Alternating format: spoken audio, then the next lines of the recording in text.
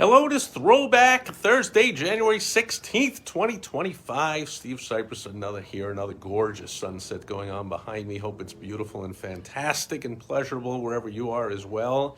And so I'm throwing it back to, I think, possibly 1971. I remember as a school kid, we all got our little official little badges.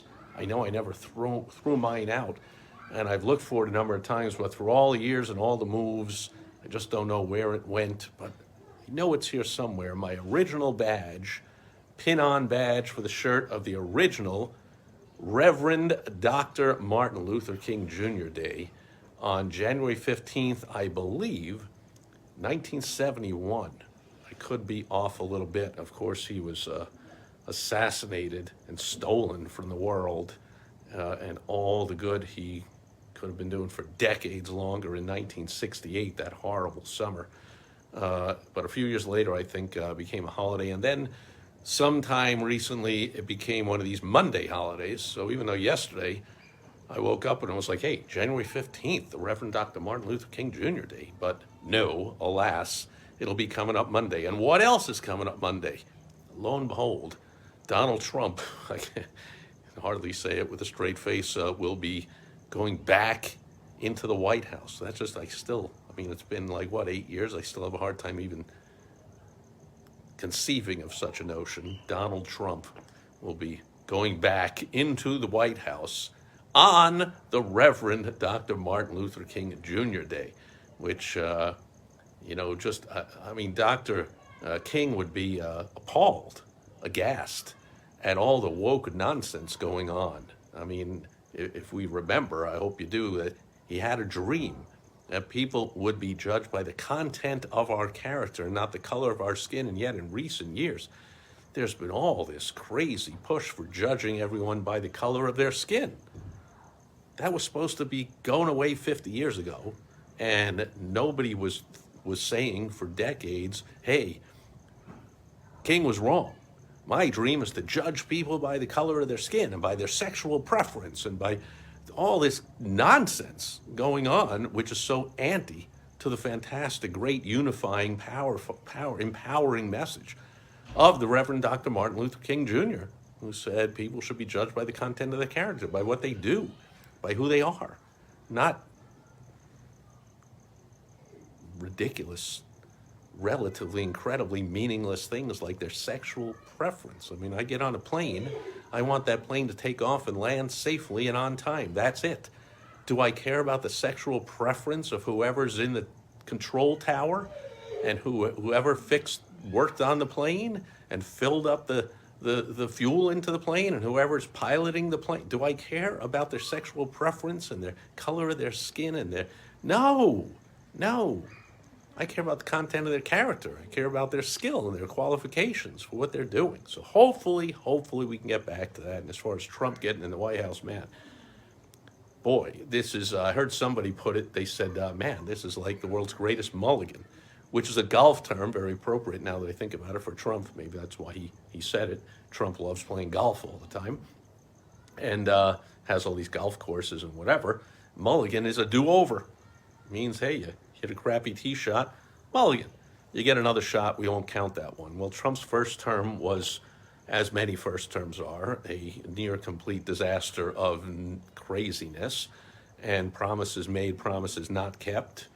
He didn't build a wall. Mexico didn't pay for it. He didn't ban all the Muslims from coming into the U.S. He didn't, what did he call it, Operation Fast Track or whatever, a vaccine that actually worked.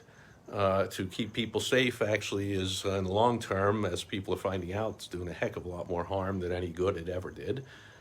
He didn't drain the swamp of incredible, dangerous, it ended up being basically practically mass murdering swamp dwellers like Fraudtree and Burks and the rest of these characters.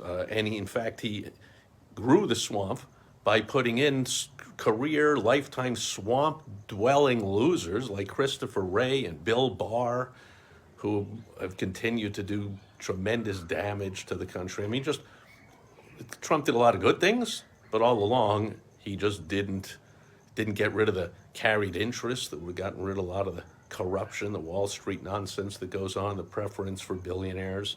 A lot of things he just didn't get done. This time, I think, with the hope, with the 4 years off, instead of going straight into the next 4 years, he's had time to think about things, to assemble a much better team around him of people that understand how far gone and corrupt and horrible and hypocritical and self-serving our government officials are, and to actually make some inroads now to draining the swamp and getting rid of some of these criminals out of Washington, D.C. We'll see what happens. 4 years, such a short time. He's pretty much already a lame duck because everyone knows he's only there for one term, so they can kind of wait it out. All the foreign countries, you can almost rest assured they won't be starting more aggressive wars with Trump.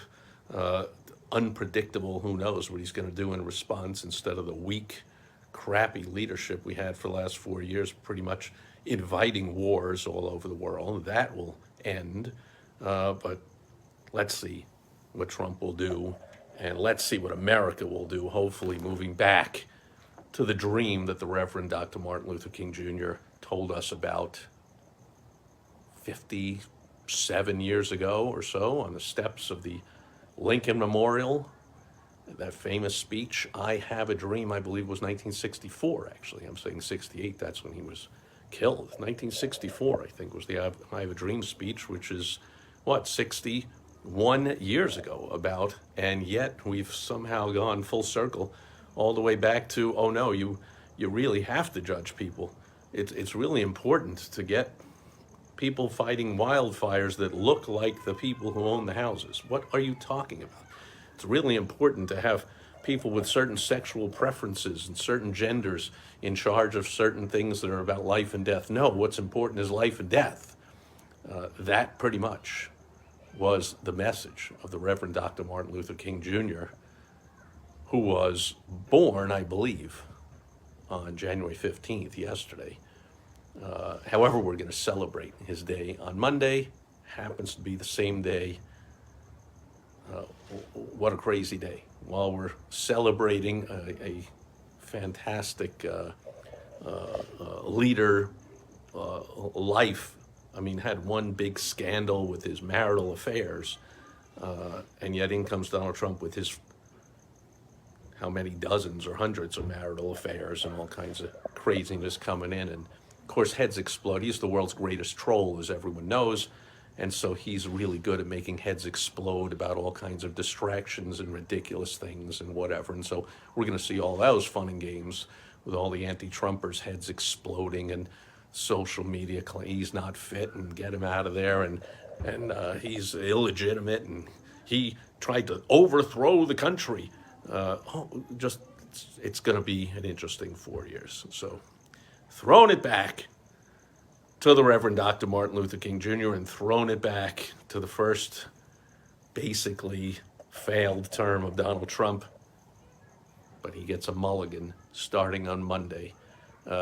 I said it last time, he went into power after Obama's first 2 terms. Now he's going back in after Obama's 3rd term, and he, again, has the easiest job in the world. To succeed, all he has to do is undo all the damaging things that Obama did in the 8 years before, and now in the 4 years that he just did with his puppet in office, Joe Biden. So pretty easy. Trump will sign a bunch of executive orders, and immediately he's already, right, got the ceasefire deal get going in the Middle East. He's already walked back on his promise to do the same with the Russia-Ukraine war going on, but of course he'll get that done. He'll get a lot of other stuff done. So hopefully the good outweighs the bad, and we can tamp down the ridiculous, bloated, corrupt, hypocritical, self-serving, crappy federal government that we have.